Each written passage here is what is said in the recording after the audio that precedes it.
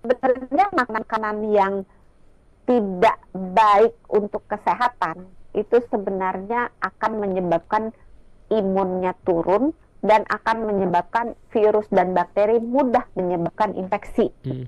Tapi kalau misalnya makanan yang secara spesifik langsung menimbulkan radang, itu pada umumnya sih mungkin goreng-goreng yang digoreng dengan minyak yang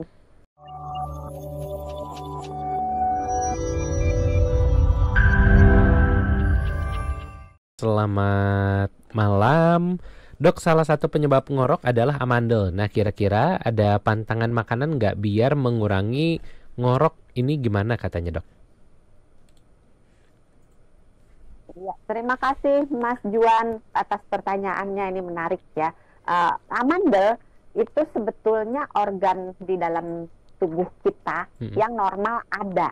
Oke. Gunanya itu sebagai pagar kita. Jadi kalau kita makan atau kalau kita nguap, kita ngomong, ada udara yang masuk, Mm. atau kalau kita nafas lewat mulut gitu, ada udara yang masuk, setidaknya ada garda yang menjaga Mm-mm. supaya kuman-kuman itu nggak tembus ke bawah Iya. gitu.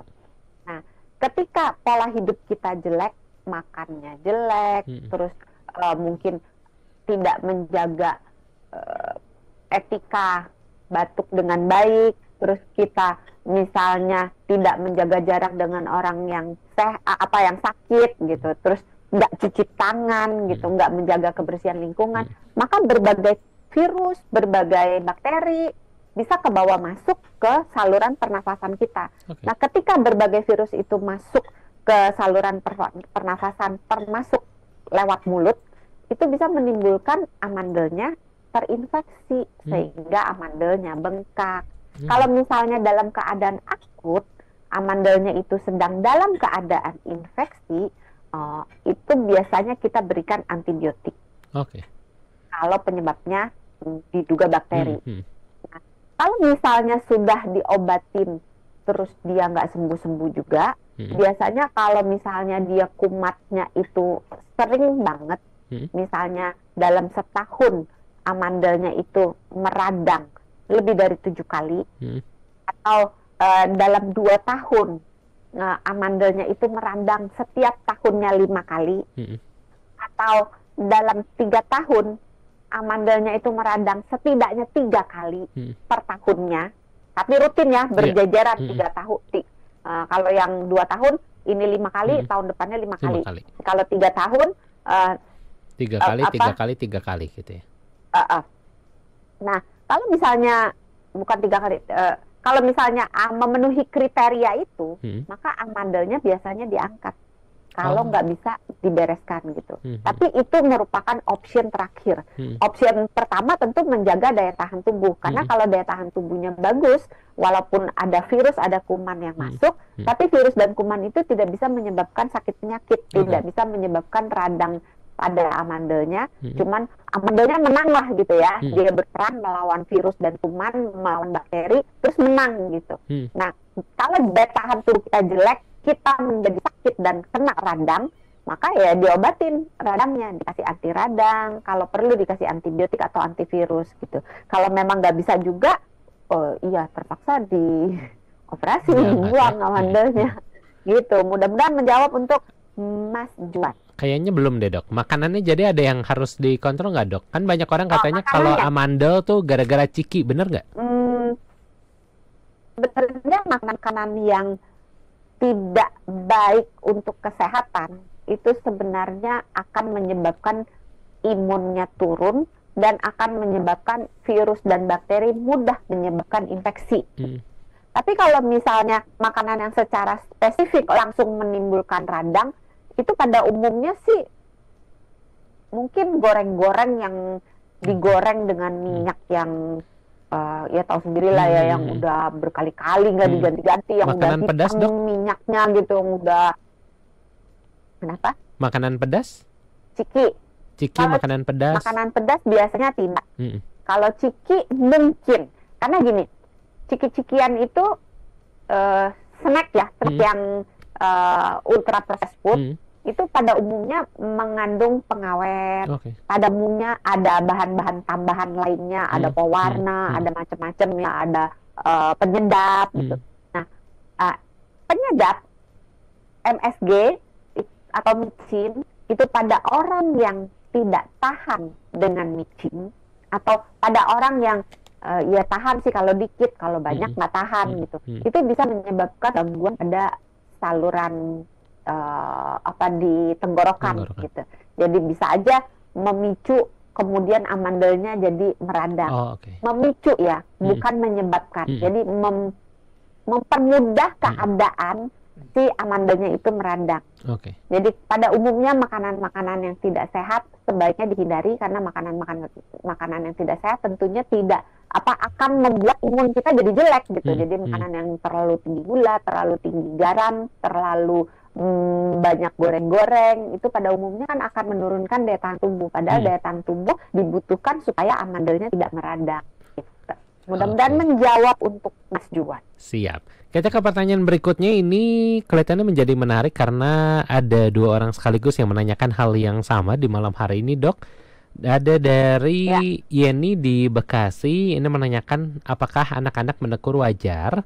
Apa harus dibangunin atau seperti apa ketika mendengkur? Saya ada hipertensi dan juga syaraf kejepit di jari tangan, kata anak, maksudnya itu gimana ya? Di jari-jari tangan, kata anak. Saya suka saya suka ngorok. Apa itu karena penyakit, Dok?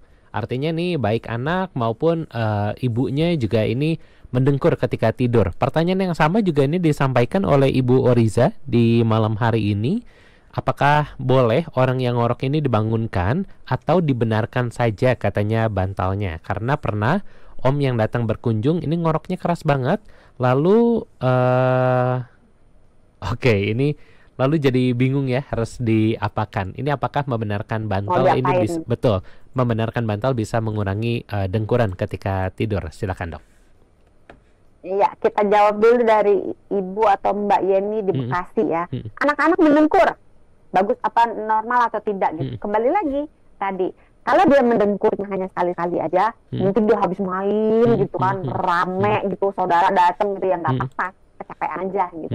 Tapi kalau dia mendengkurnya rutin, itu harus dicek, dibawa ke THT, dilihat biasanya nih, pada anak-anak amandelnya membesar, sehingga amandelnya itu menutup jalan nafas itu, atau dia ada reaksi alergi di area hidungnya sehingga jalan nafas di area hidung itu tersumbat gitu ya. Jadi dilihat, kalau sekali-sekali biasanya tidak apa-apa, tapi kalau rutin, apalagi keras, apalagi disertai dengan henti nafas, maka hati-hati, jangan-jangan itu namanya kita OSA, obstructive sleep apnea. Nah, untuk yang dewasa, apakah saraf kejepit di tangan ya sama hipertensi bisa menyebabkan ngorok gitu pertanyaannya ya? Betul. Kalau misalnya saraf kejepitnya di tangan biasanya tidak. Ada gangguan saraf yang bisa menyebabkan ngorok, spesifiknya obstruksi jalan nafas yang disebabkan di sentral. Jadi di otaknya ada gangguan saraf yang menyebabkan perintah supaya otot bernafas melakukan pekerjaan yang bernafas itu diblok gitu. Jadi otaknya dalam tanda kutip lupa. Jadi nggak nafas orangnya karena nggak ada gitu. Tapi itu tidak di tangan. Jadi kalau di tangan biasanya tidak berhubungan secara langsung dengan ngorok. Tapi kalau hipertensi mungkin secara langsung tidak, secara tidak langsung bisa. Karena orang-orang yang hipertensi pada umumnya, bukan pada umumnya, banyak juga yang berat badannya berlebihan alias kegemukan. Nah, orang yang memiliki berat badan berlebihan alias kegemukan itu mempunyai resiko untuk menderita obstruksi atau sumbatan di jalan nafas yang lebih tinggi daripada orang yang berat badannya normal. Dan sebaliknya, orang yang mengalami jadi namanya OSA, obstruksi jalan nafas, itu biasanya akan menimbulkan resiko yang lebih tinggi untuk dia terkena hipertensi karena kan kualitas tidurnya buruk. Kalau kualitas tidurnya buruk, secara hormonal badan kita akan mengarahkan kita untuk ujungnya itu adalah kena hipertensi, kena diabetes, kena resistensi insulin. Nah, mana yang ayam, mana yang telur, kita udah nggak tahu nih kalau udah gini. Apakah hipertensi menyebabkan dia ngorok atau ngorok menyebabkan dia hipertensi gitu. Jadi untuk Ibu Yeni mudah-mudahan menjawab. Terus untuk Ibu Orisa, kalau misalnya kita sebagai si korban yang tidur bersama dengan orang yang ngorok, apa yang harus dilakukan gitu? Biasanya kita geser supaya tidurnya jangan terlentang. Karena kalau orang tidur terlentang, otot-otot dan jaringan lunak di sekitar jalan napas lebih gampang jatuh ke belakang dan menutupi jalan nafas. Jadi kebayang nggak kalau dia terlentang, jadi kan jadi lidahnya kayak ngeplak ke belakang gitu kan. Betul. Ketika dia miring, entah sisi kiri yang ada di ranjang atau sisi kanan yang ada di ranjang, jaringan di jalan nafas akan jatuh ke arah sisi ranjang yang ditidurin itu. Kebayangkan ya, secara gravitasi. Jadi nggak nutup jalan nafas. Nah, maka kalau ngelihat orang yang ngorok, didorong supaya tidurnya miring.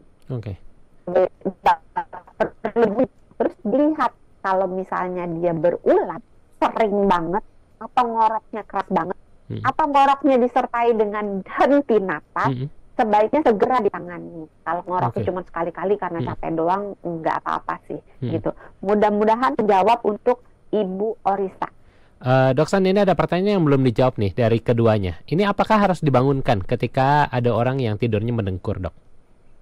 Enggak, kan tadi udah saya bilang nggak perlu dibangunin, dimiringin aja.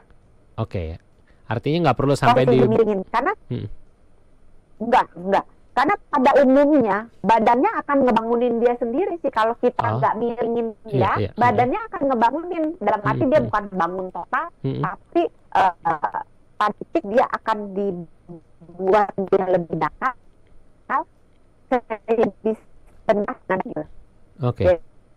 Jadi nggak perlu, tapi di bawah posisi tidurnya itu miring. Kalau anak-anak mau belajar, orang tua juga bisa ganjal area kepala, leher dan punggung badan. Karena kayak begitu itu si badan buat hanya doang tinggi dari situ. Supaya nggak sih? Nggak kedengeran, Dok San. Area kepala. Halo? Ya. Kedengeran? Nah, ini kedengeran, Dok. Yang tadi nggak kedengeran, Dok. Kepala, leher, dan punggung atas ditinggikan. Ditinggikan. Jadi jangan cuma kepalanya doang. Nah, kalau kepala aja orangnya kan jadi nekuk begini kan. Kebayang ya nggak belakang kepala. Berarti kan orangnya bisa jalan kecil. Kebayang? Kebayang. Jadi intinya bagian kepala, leher dan punggung